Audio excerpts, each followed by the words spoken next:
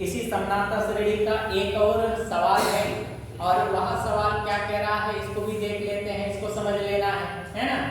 तो यहाँ पे कह रहा है सवाल 8 के प्रथम 15 गुणजों का योग ज्ञात कीजिए कह रहा है। ये जो 8 के 15 गुणजों का योग ज्ञात कीजिए कह रहा है, तो इससे हम लोग क्या बातें समझ में आते हैं, तो इससे हम लोग बातें समझ में आते हैं, यानी कि ये जो सवाल कह रही है उस सवाल से बात ये स्पष्ट होती है कि यहाँ पे 8 का 8, 8 दूनी 16, 8 तिया 24, यानी कि 8 का पहाड़ा हम लोग को बोलते जाना है, और इससे जो भी संख्याएं मिलती जाएगी वही समानांतर श्रेणी का मान होगा, ठीक है ना, इस तरह से।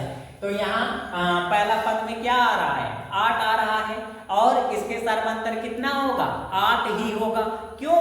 क्योंकि 8 का पहाड़ा में 8 एकम 8 कर लिए, तो प्रथम पद में कितना आया, 8 आया। फिर उसके बाद सर्वांतर डी का मान में क्या होगा, 8 ही होगा। क्यों होगा?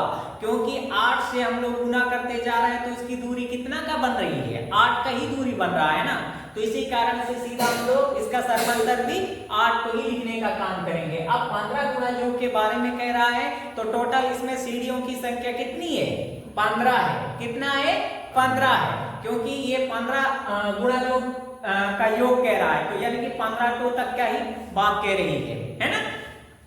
तो आगे उसके बाद 8 से जब 15 को गुणा कर देते हैं तो अंतिम पद का मान में कितना हो जाएगा, यानी कि उस 15 अट्टे 120 होगा, यानी कि 120 उसका अंतिम पद का मान हो जाएंगे, ठीक है ना, उसको ले सकते हैं। फिर उसके बाद n का मान में कितना लिखेंगे, 15 को ही लिखना है। समझ पा रहे हैं ना बात, है ना, यहाँ पे सारा चीज बता दिया गया है। तो देखिएगा, हम लोग इसे हाल करते हैं, बनाते हैं।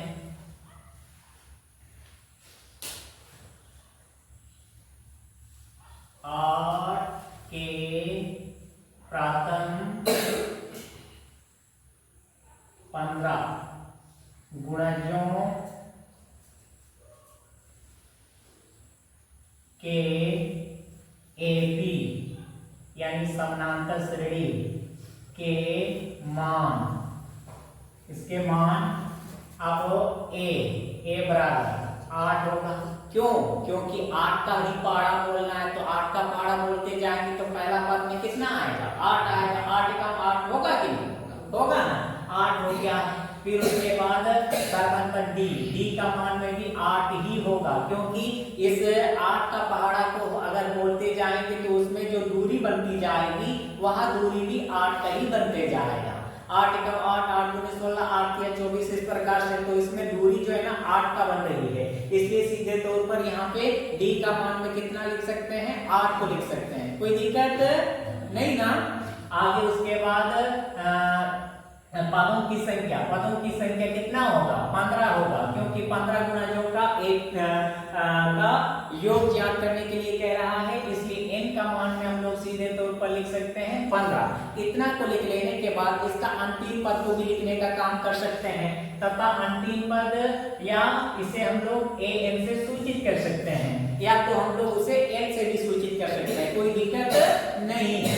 समझ रहे हैं? तो अब यहाँ पे क्या करना है, 8 गुना 15 कर दीजिएगा, तो 15 अट्टे 120, कितना हो रहा है, 120। ये अंतिम पद का मान हो गया है। इसको an से सूचित कीजिए, चाहे आप f से भी सूचित कर सकते हैं, कोई दिक्कत नहीं है।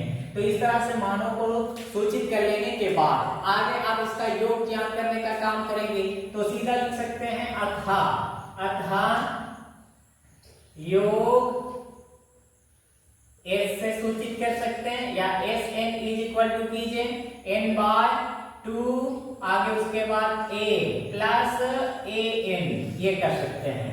आगे इंप्लाई Sn है, n का मान में 15 है, तो 15वें पदों तक का कुल योग निकालना है। फिर उसके बाद n के जगह पे 15 को ही लिखिएगा बट्टा 2। आगे a का मान में कितना है, 8 है, तो a की जगह पे हम लोग 8 लिख सकते हैं, प्लस an का मान यहाँ कितना प्राप्त है, 120 प्राप्त है, तो यहाँ पे लिखेंगे 120। ये लिख लेने के बाद आगे 15/2 है, ब्रैकेट हटेगा तो यहाँ पे गुना रख सकते हैं, 120 जोड़ 8 है, 120 और 8 को जोड़ दें तो यहाँ पे 128 होगा, है ना। तो ये होने के बाद 2 से 128 का भागा जाएगा कि नहीं, भागा जाएगा यानी कि कटेगा। तो इसको हम लोग काट सकते हैं, 2 एकम 2, 2 4 12, 2 चौके 8 यानी 64 दूनी 128, ये कट गई।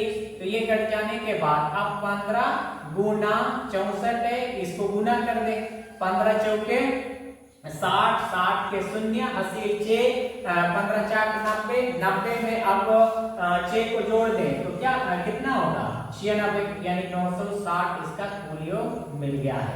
ये इतना को हम लोग आंसर कर सकते हैं, कोई दिक्कत इससे नहीं ना। तो इस तरह से बना सकते हैं, ठीक है।